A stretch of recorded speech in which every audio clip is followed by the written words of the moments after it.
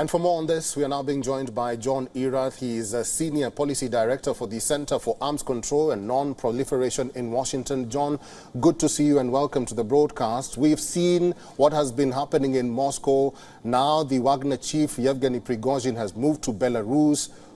What next for President Vladimir Putin? It's very difficult to say what will happen next. At this point, it's not at all clear what has happened over the weekend. We're dealing here with people whose business it is to spread disinformation, lies, and propaganda as part of their normal operations. So it's very difficult at this point to sort through what is the correct version of events and what the clear implications are going to be for the future. Will this mean that Putin will emerge weaker or stronger? At this point, we still don't know. Where is Prigozhin now? That is also an unknown. He has not been heard from for almost 2 days.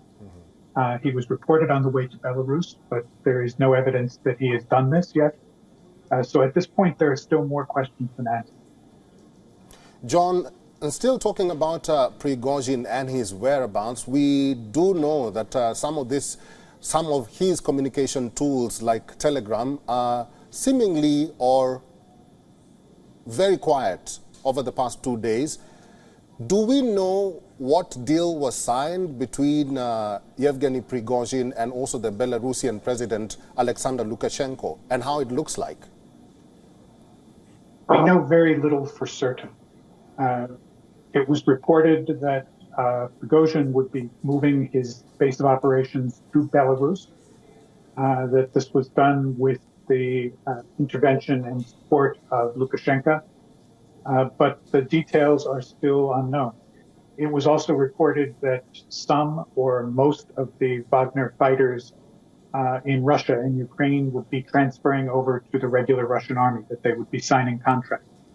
The Russian army employs contract soldiers as a matter of course, so the implication is that the Wagner fighters would become Russian contract soldiers. Still doing what they are doing, but with perhaps a different patch on the uniform.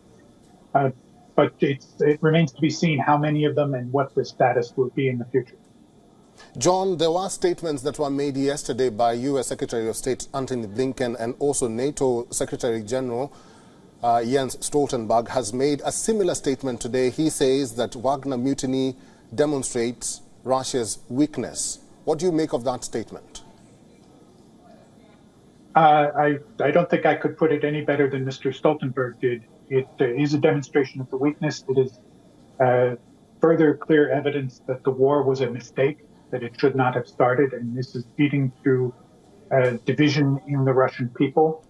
I think that the latest surveys show that public opinion in Russia is, it has been in favor of the war. That is changing a little bit, but it is still very much that since they are in the war, it is preferable to finish the war successfully than to lose.